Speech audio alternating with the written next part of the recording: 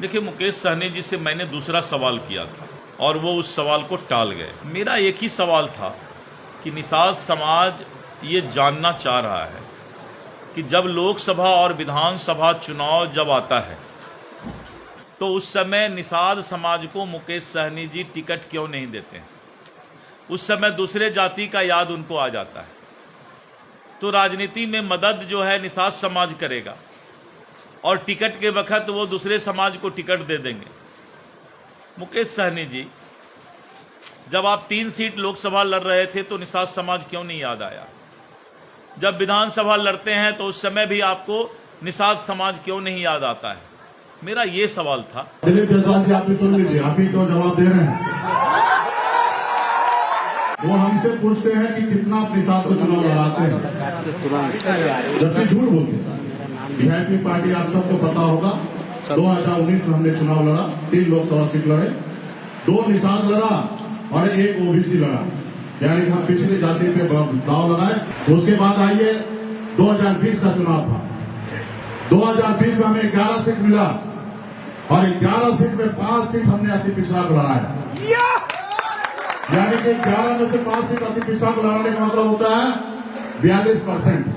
दिलीप जी सुन लीजिए, एक जगह से स्वयं हम लड़े, बक्सर से हम चौधरी जी को लड़ाए, जयराज चौधरी जी को, सुगौली से रामचंद्र सानी जी को लड़ाए और एक जगह हरिशनी जी को हम टिकट दिए थे और किशनगंज में लखनलाल पंडित को हमने टिकट दिया था, यानी कि 5 टिकट हमने अति पिछड़ा को हमने टिकट देने का काम किया। ये बात अलग है कि सफल नहीं हुआ, लेकिन हमने दिया। रहा 2024 का 3 लोकसभा सीट हमको मिला, अंतिम आवर में गठबंधन हुआ और 3 लोकसभा सीट में 1 सीट सुरक्षित था गोपालगंज, वहां हमारा कोई बस नहीं, वहां मैसी भाई को चुनाव लड़ाए हम। फिर 2 सीट हमको बचा, एक मोतिहारी और एक झंझारपुर, तो हमने यहाँ पे ओबीसी को चुनाव लड़ाया, पिछड़ा समाज को लड़ाया, क्योंकि यहाँ पे हमारी अपनी तैयारी नहीं थी। अब निषाद समाज दूध पीने वाला बच्चा नहीं रहा। बिहार के राजनीति में बता दिया कि मल्ला सिर्फ मछली नहीं मारता, विधायक सांसद भी बनाता। ये हमने आपको जवाब दिया। और आप बताइए कि 2020 में आपने किस तरीके से टिकट बांटा। 110 सीट टिकट भाजपा के पास था, 110 सीट में 55 सीट जो है ऊंची जाति को लड़ाया, 50% सीट उन्होंने उनको लड़ाया। क्या यही सामाजिक न्याय है? यही सबका साथ सबका विकास है? आप तो कहते हैं कि हमारा मोदी जी पिछड़ा समाज का बेटा है, तो यही है पिछड़ा समाज का राजनीति। जिनकी आबादी 10% है उनको अपने 50% सीट देने का काम किया। दूसरा, आपने 29 सीट आपने ओबीसी को दिया, BC2 को 26% आपने उनको टिकट दिया, जबकि उसमें बिहार में 27% उनकी आबादी है। आप आ जाइए बिहार में अति पिछड़ा, जो आप निषाद अति पिछड़ा की बात करते हैं, बताइए जायसवाल जी, तो मात्र 10 टिकट आपने 2020 में बांटा, सिर्फ 9%, यानी कि जिसको 3 रोटी की आवश्यकता था आपने उनको 1 रोटी दिया। आप बताइए।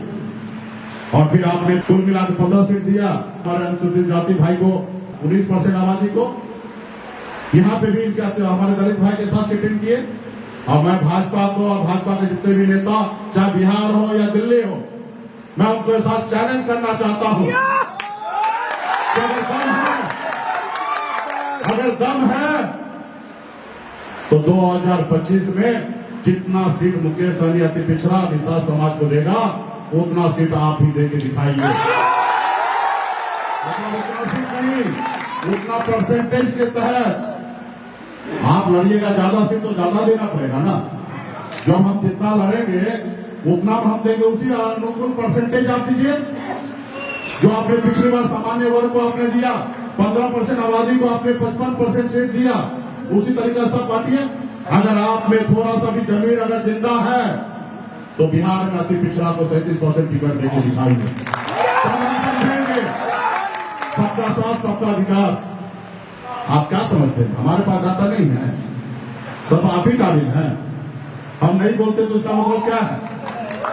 हाँ, हम अपने रास्ता चलते, बहुत भोगता, बहुत जवाब नहीं देते। ये है भाजपा का चाल चलन।